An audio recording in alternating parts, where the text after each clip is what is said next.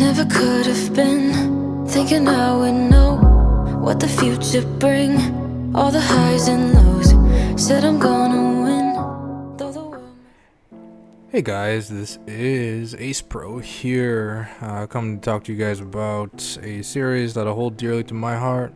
And yes, it's called Naruto, with the character by the name of Naruto Uzumaki. So the one anime that I despise and love. So we're going to talk about that today. So there's no other series like it in the anime world. Mr. Blue Eyes over here waving hand signs, summoning animals, and stating he wants to be the president of the Leaf Village. Yes, the Hidden Leaf Village, guys. We grew up wondering, how are we going to become a police officer or even a firefighter, let alone becoming a leader of a country. This is when this ninja boy decided to become the Hokage. Ah, yes, the good old Hokage. So our tale begins with him being born into a plot that curses him, meaning he's born with no family, not even a village that likes him. They despise the little guy, looking at him like no other character in any anime ever. They say anime start off the same way most shonen anime do, and they end becoming drawn out and boring. But our child minds, us kids at the time, we didn't care what was shown on TV. We wanted to watch this show definitively. And despite realizing 20 plus years later how many fillers there are, this show became a meme. So the beginning arc starts off well. Naruto the ninja becoming stronger and training to his heart's content, causing mischief and giving the Hokage himself a run for his money. Meanwhile, skipping forward, we get intros to two other characters that are walking side by side with him, and this is going to be Sasuke and Sakura. Sasuke Uchiha and Sakura Haruno. Naruto's best friend and soon-to-be husband. Sakura, the useless character for most of the original series. This is when the first tropes start to come out. Sasuke and Naruto become big rivals, and the story unfolds, and this is where my issues arise. So let's start with sad boy Sasuke first. Let's describe what kind of character this guy is. So Sasuke is that one character every anime has and needs. The one who loves eating the depression cookie and drinking a glass of sadness while denying every female character in the series that comes his way, while complaining his clan needs to be revived. If you really wanted little Uchiha babies and resurrect your clan, why didn't you smash the girl next to you? Question mark. Forehead. There's many issues with this character that do bother me, like if you wanted to kill Itachi so bad, why not wait till he got to the village to capture Naruto? Then team up with your team and other fellow ninjas and kill the dude. Like, how simple would that be? Kill him, smash closest girl to you? Plot armor. Later down the line, Sasuke does leave the village to seek this power. But in that little walk of life, he decides to train. Okay, big word. This is a big word throughout the whole series. It's called training. Exactly the same thing Naruto is doing in the village. Pretty much the same type of training. But guess what? This is another thing that Sasuke could have done in the village with Naruto. Does that even make sense? So, Mr. Depression continues to explain for the whole series that he needs to get stronger. He gains jutsu that can level buildings and destroy whoever comes his way. He uses the Sharingan to anticipate movements. And he has this cool little thing called the Rinnegan. You know, the visual prowess of the gods. Yes, the Rinnegan. He can do god stuff. I think that's pretty cool in my book, though. He can shoot fireballs. Don't forget the fireballs, guys. So, all those ninja things aside, he basically is that one character I just dislike in the first quarter of Shippuden. After that, we don't see our little black-haired ninja until the end of the Shippuden story, where he actually does some cool stuff. Pretty man Boruto, if you ask me. So, moving on to Sakura Haruno.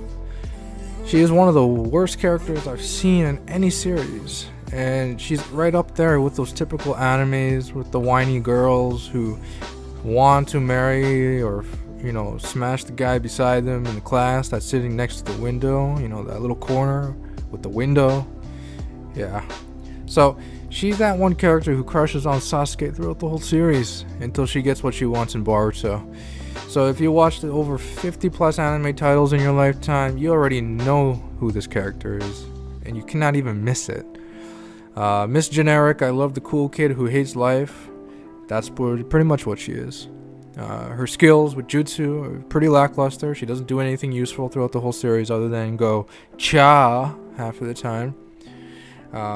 She's unable to hold her own until the Boruto sequel does come out. So she has a fight with Shin Uchiha, which is a made-up Uchiha in a sense, with a Mangekyo power that can control metal, which is actually, I would say, interesting. She does have good chakra control. She can disperse genjutsu. Other than that, she's just a carbon copy of Tsunade, and Tsunade is just a little bit better. She's just an overall useless character throughout the series, other than her medical ninjutsu. I think she was just squished into the series to create some little weird drama. She's not that important, to be honest. So the reason why I'm starting off with these two is factually and pretty simple. They are just anime tropes. I do not like these characters one bit. I don't like Sasuke. I don't like Sakura.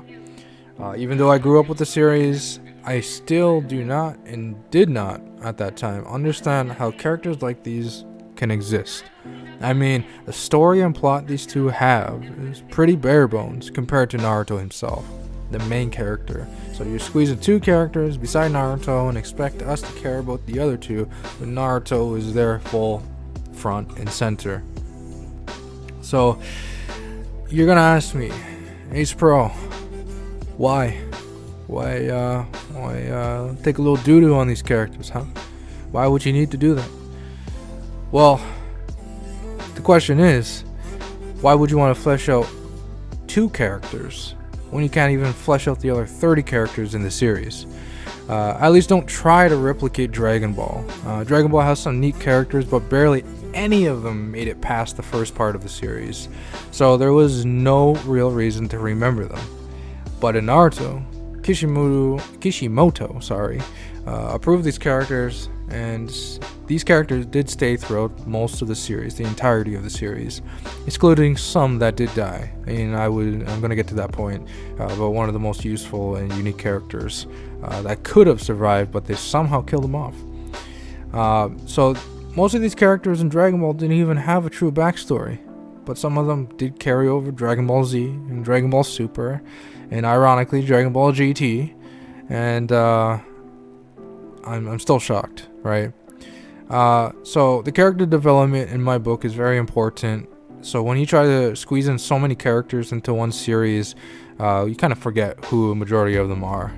So let's say if we look at 1010, for example, where's her parents?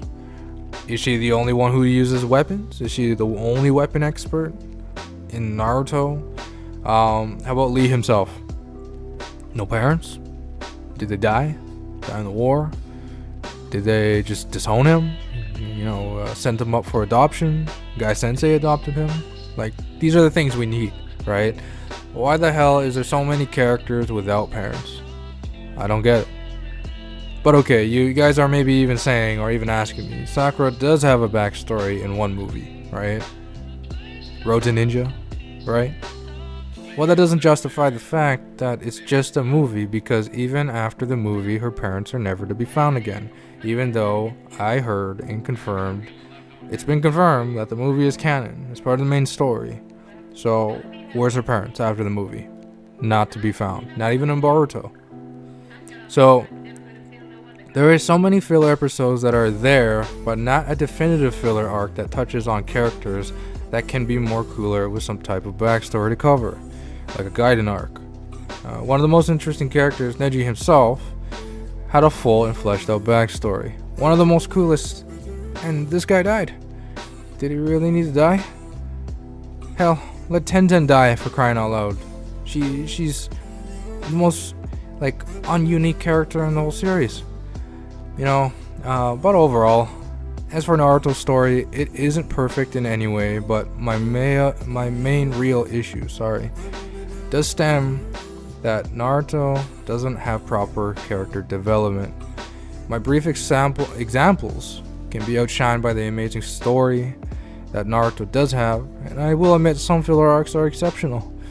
The power arc in particular was kind of cool.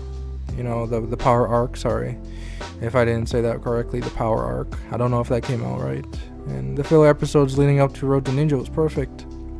Let's just say that the characters could have been handled a bit differently. If you guys enjoyed this piece, please leave a like and comment and subscribe. I'll be releasing another video in the upcoming weeks, maybe next week or so. Until then, I just wanted to express my issues. Peace.